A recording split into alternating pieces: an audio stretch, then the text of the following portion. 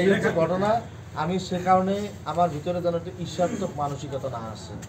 আমি এই কারণে কোনো ইউনিয়নের রেজাল্ট দেখতেও চাই না, কোথায় ভালো হয়েছে কোথায় খারাপ হয়েছে। আমি সব বিষয়ের জন্য সর্বোপরি কথা হচ্ছে মানুষ ভোট দিছে, ভোটে নির্বাচিত হয়েছি আলহামদুলিল্লাহ।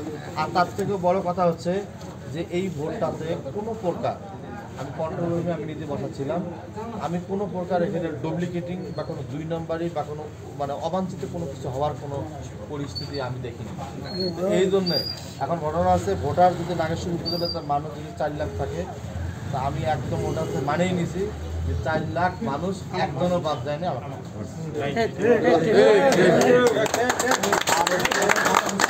আপনারা এখানে যারা আছেন আপনাদের কাছে একটা অনুরোধ হচ্ছে এরকম, সেটা হচ্ছে যে আপনারা হয়তো যেহেতু আপনারা একদম রুট লেভেলে এসে কাজ করছেন, আমাকে সহযোগিতা করছেন, আপনারা কিন্তু জানেন এই মানুষটা ভোট দিছে, এই মানুষটা ভোট দেয় নাই, তো ওর বাড়িতে গেছে আমার সাথে খারাপ ব্যবহার করছে, আল্লাহর হস্তে এগুলো কোনো কিছু মনে রাখবেন।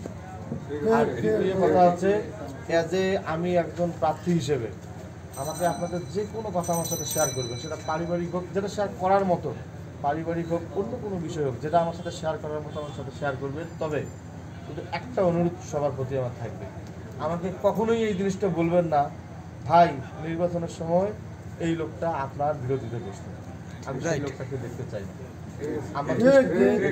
আমার দৃষ্টিতে আপনিও যেমন, আমার দৃষ্টিতে সেও সেরকম থাকুক। আপনার সাথে আমার একটা আলাদা বন্ধন আছে, তার সাথে এমনি কিন্তু সেই মানুষটা মানসিকভাবে দুর্বল আছে, তাহলে আমি তো লোকটাকে ভোট দিই। অতএব আমরা এগুলো চিন্তা কেউ করবো না।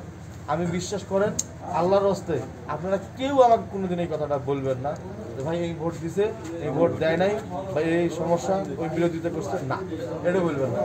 আর হচ্ছে এতগুলো মানুষ ইজ্জত আছে, যার যে অবস্থায় যখন দরকার, যে অবস্থায় যখন দরকার পড়বে, কোনো প্রকার দরকার যদি পড়ে আমাকে বলবেন, সেটা যদি যুক্তিসঙ্গত হয়, কোনো বিশেষ সালিশ দেন দরবার এগুলোর কথা আমাকে বলবেন না।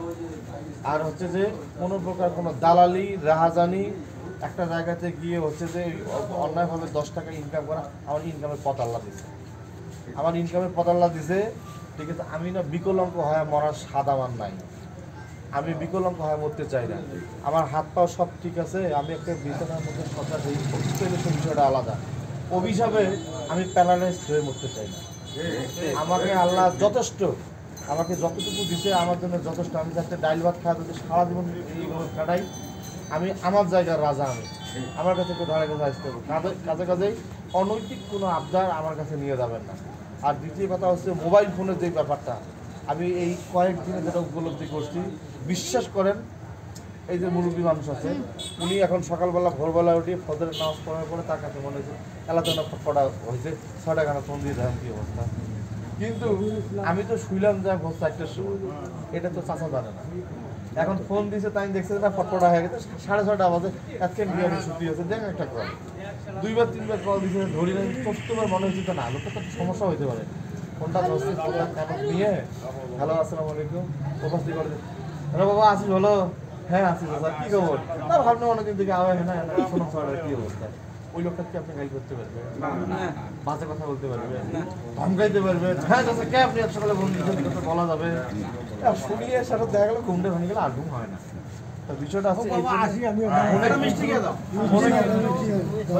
আমার কথা শেষ, 1 মিনিট, ফোনের ত্রুটি বিচ্যুতি হবে, অনেক সময় ফোন দিবেন ধরতে পারবো না, এটার জন্য কোনো কিছু মনে করিয়েন না, কথা এতটুকুই, ঠিক আছে। আর হচ্ছে সবাই এখানে যারা আছেন, হয়তো আরো অনেক লোকজন আছে, সবাইকে মিষ্টি খাওয়ানো সম্ভব না, আপনারা যারা আছেন একটু মিষ্টি করে দাঁড়ান।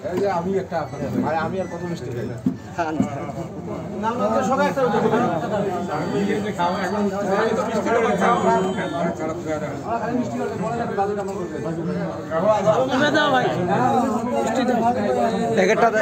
আমিনুর ভাই আমিনুর ভাই খোয়ান হাতে হাতে দেওয়া হাত দিয়ে বলে দেওয়া হাত দিয়ে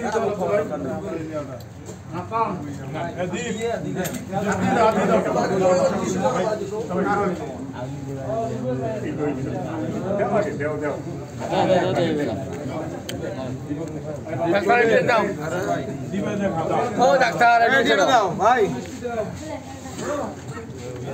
ওই পাশে একবার জমে মিষ্টি খাও নাই